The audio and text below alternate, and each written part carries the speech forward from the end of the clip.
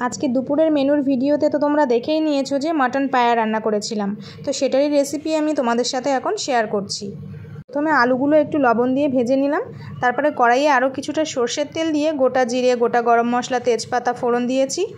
তারপরে দিয়ে দিয়েছি কিছুটা কুচনো পেঁয়াজ। পেঁয়াজটা একটু ভাজা ভাজা হয়ে এলে এর মধ্যে দিয়ে দেবো বাটা মশলা। সব রকম মশলা একসাথে পেস্ট করে নিয়েছিলাম। এর মধ্যে রয়েছে আদা, জিরে, রসুন, কাঁচা লঙ্কা, শুকনো লঙ্কা আর একটু ধনে। মশলাটা কিছুক্ষণ নেড়ে নেওয়ার পর এর মধ্যে দিয়ে দিলাম এরকম কুচি কুচি করে কেটে রাখা টমেটো।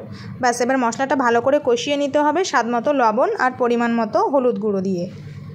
খুব ভালোভাবে মশলাটা কষিয়ে নিতে হবে যাতে টমেটো খুব ভালোভাবে গলে যায় আর মশলার কাঁচা গন্ধটাও একেবারেই চলে যায়। এরকম মশলা থেকে তেল ছেড়ে এলে এর মধ্যে আমি দিয়ে দেব মাটন পায়া। তারপরে মশলার সাথে খুব ভালো করে কষিয়ে নিতে হবে। খুব ভালোভাবে কষানো হয়ে গেলে প্রেসার কুকারের মধ্যে দিয়ে পরিমাণ মতো জল দিয়ে দিতে হবে।